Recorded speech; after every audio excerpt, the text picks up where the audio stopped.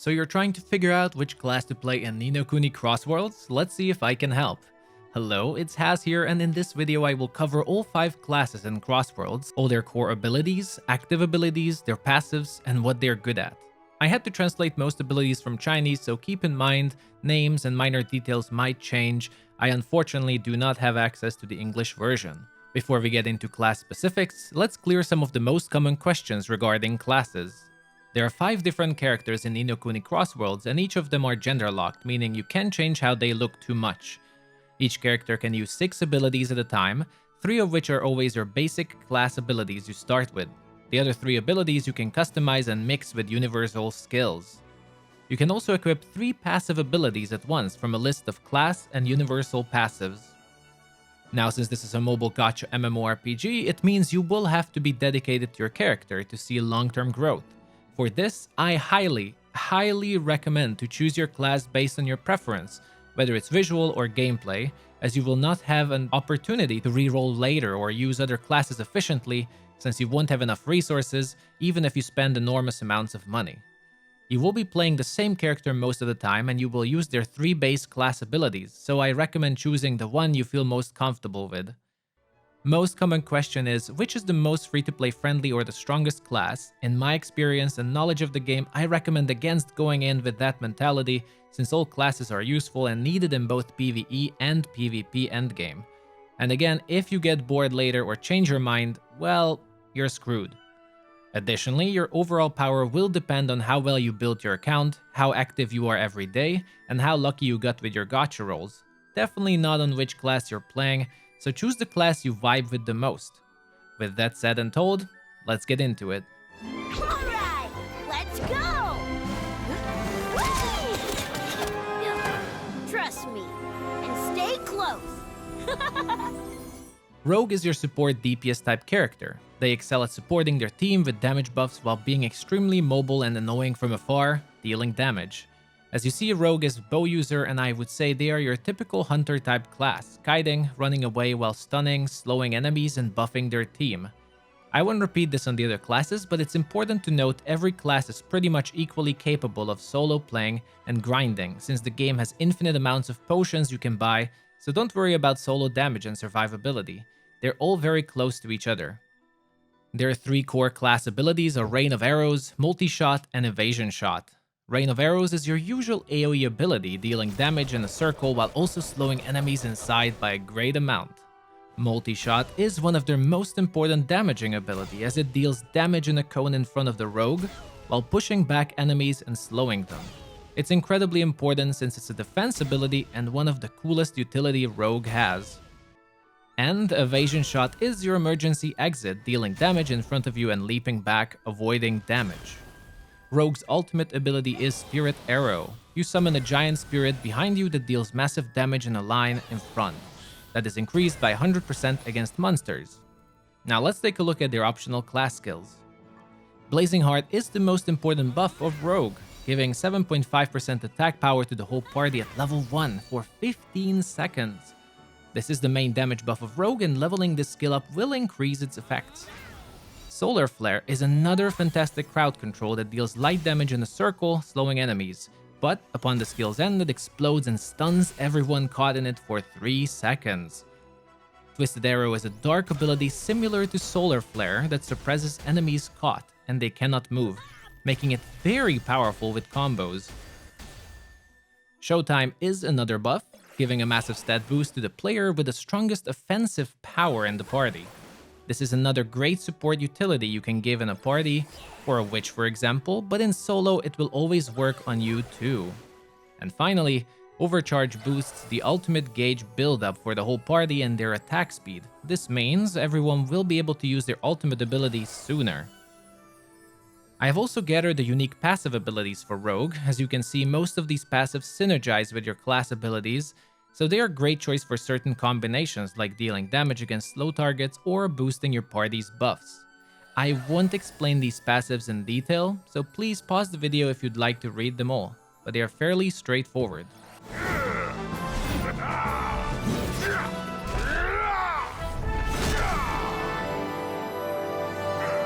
Are you ready? Destroyer is our hammer user and defense-oriented character, and our flower lover. They are by far the tankiest character in the game, as you'll see with their abilities, while also hitting like a truck. They're also slow and bulky, so it's tricky to trap your enemies, but their damage is really good once you manage to get close. To counter their weaknesses, they have multiple shielding and self-healing abilities, taunts, pulls, and almost all their abilities slow others. Their 3 core abilities are Full Swing, Brutal Strike, and Ground Slam. Full Swing is your spin to win move, dealing massive damage to everyone caught in its radius. Extremely powerful if enemies are slowed. Brutal Strikes is a crowd control ability that swings your hammer forward, knocking down enemies and dealing increased damage if they're caught. Their 3rd core ability is Ground Slam, which is a leap attack and their gap closer, perfectly synergizing with their weaknesses as everyone caught in this massive leap will be slowed down by 20% for 3 seconds, perfect time to use Full Swing and spin to win. And their ultimate ability I call Hammer of Fury. You summon a giant cool looking hammer doing massive damage like all the other ultimate abilities. The first optional ability is Frost Shield, and this is where Destroyer's tankiness shows. He surrounds himself with a barrier that gives him a 15% of their maximum health shield that when destroyed explodes with frost damage and slows enemies caught around the Destroyer, punishing greedy players. Warcry is another full tank ability that deals fire damage around the Destroyer, but also taunts everything for 3 seconds, causing them to auto-attack the Destroyer. For the duration of this taunt, he takes 25% less damage from basic attacks. Gravity Power is a Wood Element ability and designed exactly to prevent others from escaping the Destroyer. This ability will damage everyone caught and pulls them back towards the Destroyer, while also slowing their movement speed. Thunder God's Wrath is a supporting ability that increases your whole team's auto-attack by 15%, but also causes random lightnings to strike from the sky, stunning any unfortunate soul caught within it for 1 second.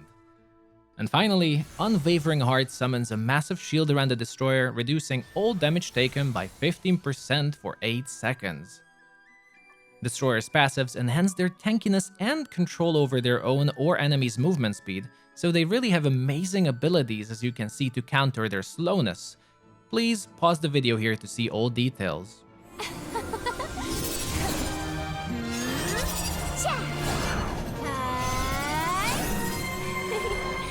Time for a magical adventure. Next one is Witch, a lot of people's favorite. They are the pure damage class, the glass cannon type character focusing purely on dealing damage. They use a spear with the power of telekinesis to attack and inflict various kinds of debuffs on enemies. They have great mobility and damage, but are very selfish. There isn't much to say here, pretty straightforward, so let's see their abilities.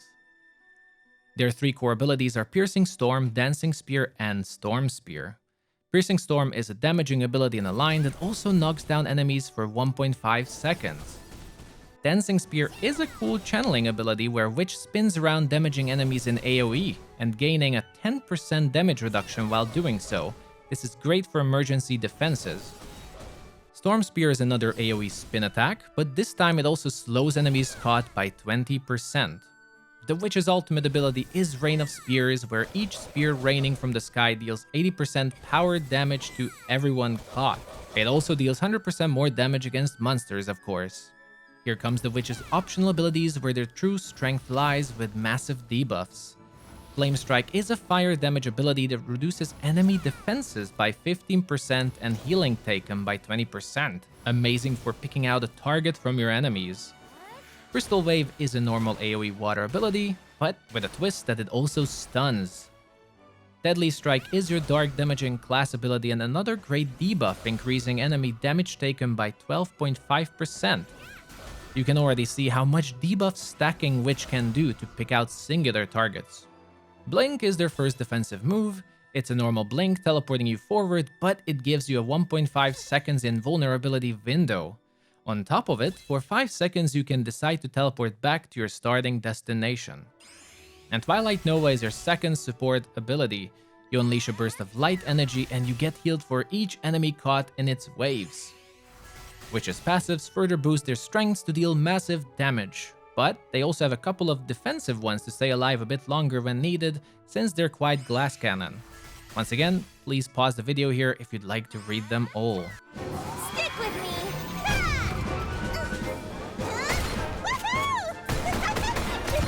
Yeah! I'm ready for action! Engineers are the gun users in Ni no Kuni and also the main support and healer class. While they are healers, do not underestimate or think they play like a normal MMORPG healer. All classes in this game are still damage oriented. For example, on Taiwan, lots of the top PvP players are engineers. They are very strong but squishy. They have to stay in the back to survive, especially with their long cooldowns. They have several powerful heal abilities and are the only class that can revive party members. Their support abilities include cooldown reductions and silencing enemies. Their 3 core abilities are Burst Coil, Elemental Blast, and Explosive Bullet. Burst Coil is a round AoE similar to Rogue's Rain of Arrows, but Burst Coil stuns enemies caught for 1 second instead. Elemental Blast is a straight line AoE that deals damage and slows enemies down, providing a bit of utility to escape them. And Explosive Bullet is a fancy, well, explosive bullet. You fire a shot forward that explodes on your target, dealing damage to everyone around them in a burst. Their ultimate skill is my favorite and probably the coolest in the game. It's an artillery strike calling down 2 giant cannons, dealing massive damage to all enemies in front of the engineer. Now let's see those healing abilities. Their first optional class skill is Flash Heal. It's a quick emergency heal for the whole party, healing them for 7.5% of their maximum health. But the cool thing about it is that Flash Heal gives a boost to the lowest party member, giving them almost double healing and a defense buff. Gemmer Pulse is an offensive support ability. You summon a gadget that deals dark damage to enemies caught and also silences them. Silence is very powerful since it disables all active ability use of enemies. Now here comes the big one. Resurrection is the one and only way to resurrect dead party members. It heals the whole party for a large amount of health and also revives your dead party members while giving cooldown reduction to them. Time Leap is another support ability and specialty of Engineer. You use the power of time to reduce everyone's base ability cooldowns by 30 seconds and increase their skill damage along with it, making it one of the most powerful buffs in the whole game. And finally, Healing Tree is your healing over time ability, giving all party members in range 2.5% health every second. Engineer's passives are actually pretty unique in the way that while some of them do increase their healing capabilities to be amazing support, but they also have a good variety to help them be more aggressive if you choose to be more DPS oriented. Please pause the video to read them all.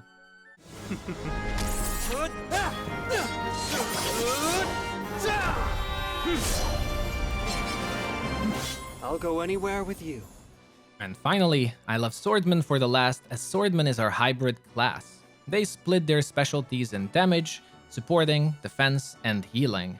Basically, a jack of all trades, but master of none.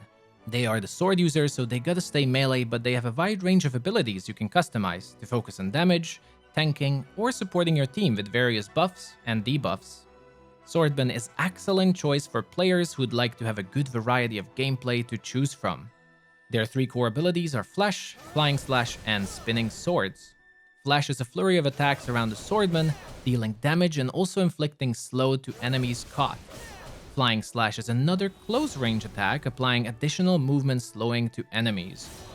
And Spinning Swords are Swordsman's Gap Closer. It damages everyone caught in a line in front of him, while also knocking them down for 1.5 seconds. Their ultimate skill is a giant magical sword crushing down on enemies, dealing massive damage, with increased damage against monsters. Their optional abilities reflect their hybrid status, and you will recognize lots of aspects of other classes. Fire of Life is a team support ability that increases everyone's maximum health and healing them or giving them barrier if they're already full health. Arcane Barrier places down a barrier around the Swordman that reduces all damage taken for party members inside by 20% and inflicting blindness on enemies inside, making them miss more often.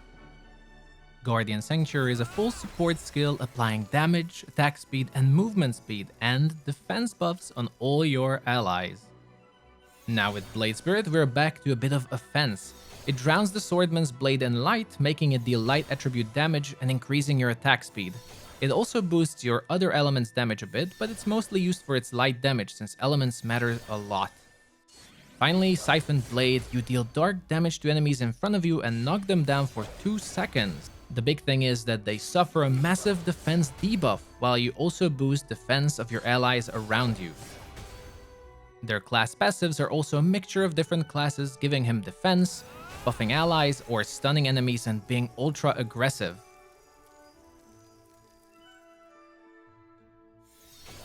But that is the final part of the video. I tried to make it somewhat short and straight to the point, so I hope it helped you see clearer how classes work in Ni no Kuni Crossworlds and what they specialize in. I tried my best translating and showcasing all abilities and classes in the game with the resources that are available to me. Sadly, I do not have access to the English version of the game yet. I will be releasing guides to prepare for launch, make sure you know everything, what to do day 1, what mistakes to avoid, etc. So stay tuned for that series as well. If you have any questions, leave it in the comments section and I'll do my best to answer. If you think I made any mistakes, also please correct me, that is massively appreciated. Thank you for the insane support with Ni no Kuni, and I'll see you all soon.